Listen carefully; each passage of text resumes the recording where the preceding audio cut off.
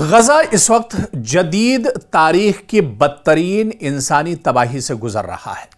जी हां, हम बात मशरिक़ वुस्ता में गजा की कर रहे हैं क्योंकि पिछले कुछ दिनों से गजा की खबरें निकल कर नहीं आ रही हैं, लेकिन गजा की ताज़ा सूरत हाल के बारे में अगर हम आपको बताएंगे तो आपकी आंखें खुली की खुली रह जाएंगी, क्योंकि तबाही का दौर गजा में अभी भी नहीं रुका है। पूरा गजा तबाह बर्बाद हो चुका है।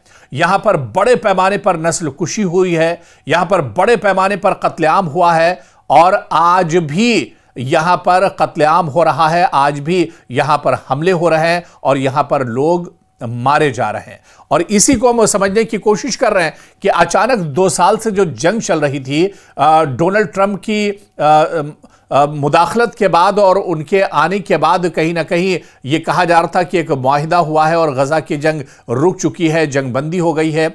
लेकिन सच्चाई यह है कि कहीं कोई जंगबंदी नहीं हुई है, कहीं कोई जंग रुकी नहीं है। इजराइल आज भी जुल्म कर रहा है। आईडीएफ के सिक्योरिटी फोर्सेस के जवान आज भी गजा में मासूम बच्चे और बुजुर्गों और खवातीन का कत्लेआम कर रहे हैं। जी हां, इसी वजह से गजा इस वक्त जदीद तारीख की बदतरीन इंसानी तबाही से गुजर रहा है।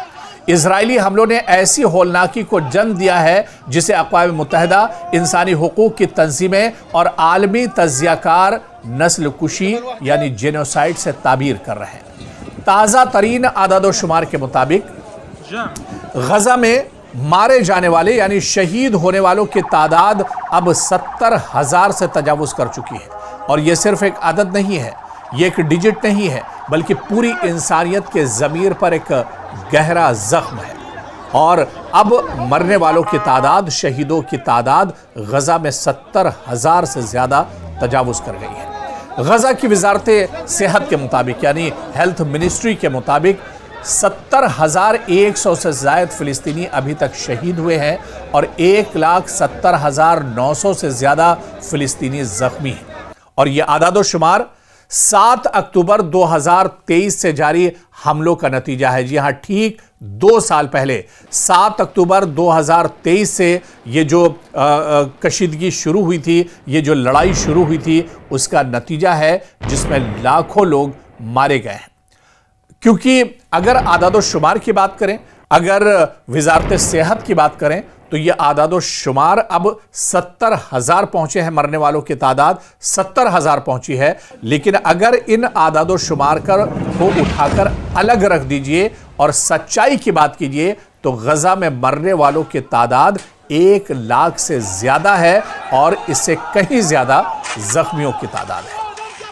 और यह तादाद दरअसल इतनी डरावनी क्यों है, यह तादाद इतनी खौफनाक क्यों है? क्योंकि गजा की कुल आबादी की अगर बात करें तो तकरीबन गजा में 22 से 23 लाख लोग हैं, जिसमें से तकरीबन 1 लाख लोग मार दिए गए हैं, जिनका कत्लेआम कर दिया गया है।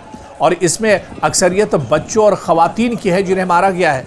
दुनिया की किसी भी जंग में इतने कम वक्त में इतनी बड़ी शहरी आबादी का कत्ल नहीं हुआ है। ये आंख खोल देने वाली है।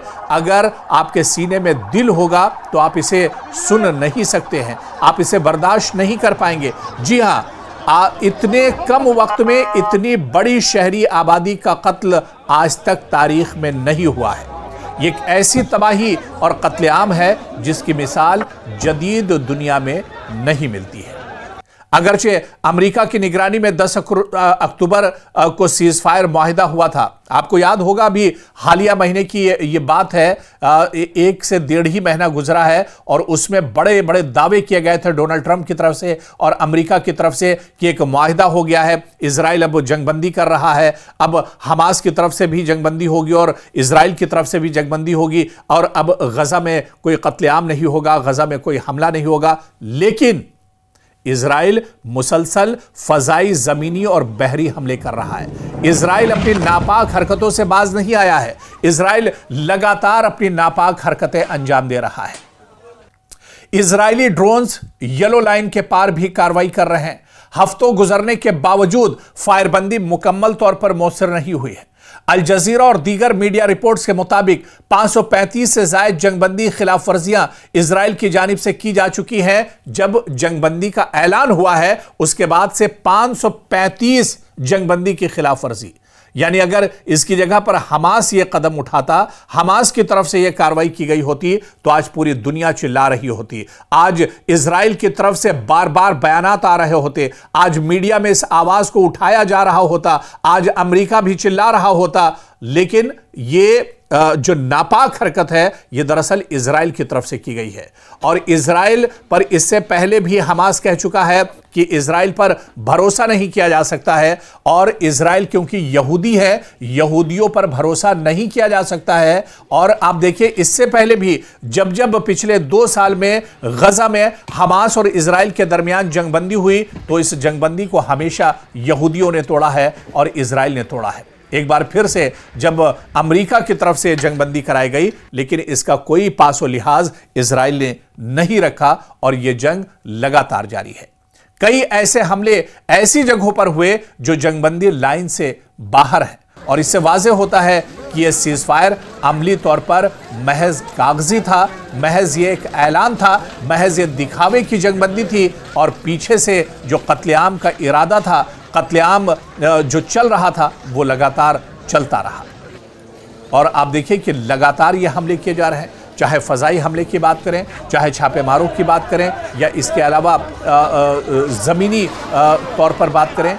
गज़ा के मुख्तलिफ जो शहर हैं, चाहे तफ़ाह की बात करें, रफ़ाह की बात करें, या मशक़ी इलाके की बात करें, वेस्ट बैंक की बात करें, यहाँ पर लगातार कार्रवाई होती रही है, लगातार कत्लेआम होता रहा है। खान यूनिस के शुमाल मशरक़ी अल-क़रारा में आप देख लीजिए, बहरी गोलाबारी देख लीजिए, साहिली इलाकों पर आप देख लीजिए।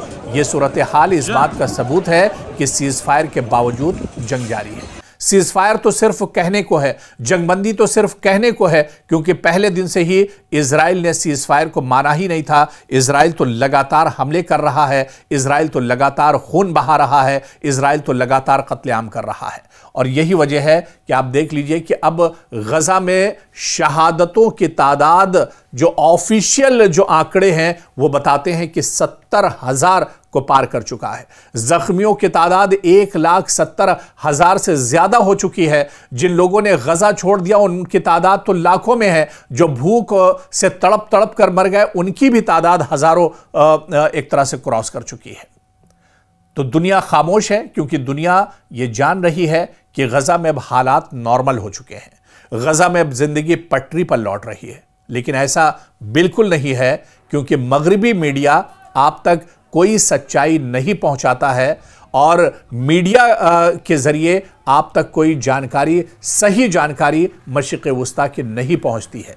तो मशरिक़ वुस्ता की जो ताज़ा सूरत हाल है, या गज़ा की जो सूरत हाल है, वो यही है कि गज़ा में आज भी इजराइल जुल्म कर रहा है, गज़ा में आज भी मासूमों का खून बहाया जा रहा है।